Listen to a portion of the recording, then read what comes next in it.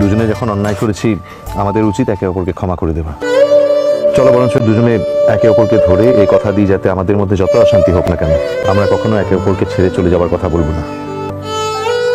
কোনোদিনের লেগে বলবো আর বলবো। প্রমিস? প্রমিস। আমাকে ছুঁয়ে প্রমিস করছো কিন্তু কথা না রাখলে আমি কিন্তু। দেখেছিস তো তো ফের বাজে কথাটা বলতে লেগেছিস।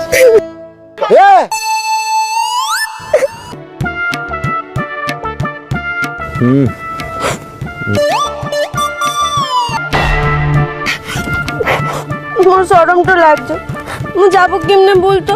হ্যাঁ তাও তো ঠিক, কেমন করে যাবে এত লজ্জা লাগলে বলো। এক কাজ করি বরঞ্চ আমি তোমাকে কোলে নিয়ে নিই, তখন তোমার যেতে সুবিধা হবে।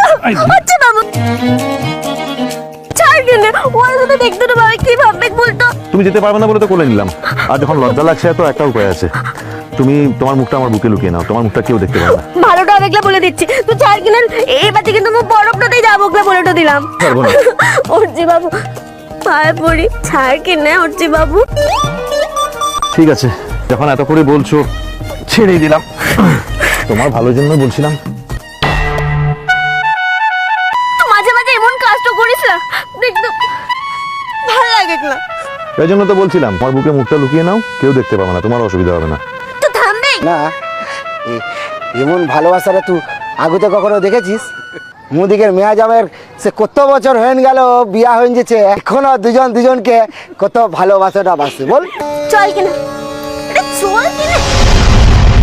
ভিডিওটি সম্পূর্ণ বিনোদনের জন্য তৈরি, ভুল ত্রুটি হলে ক্ষমা করবেন। ভালো লাগলে লাইক শেয়ার ও কমেন্ট করতে ভুলবেন না, আর চ্যানেলটি সাবস্ক্রাইব করে পাশে থাকবেন। ধন্যবাদ।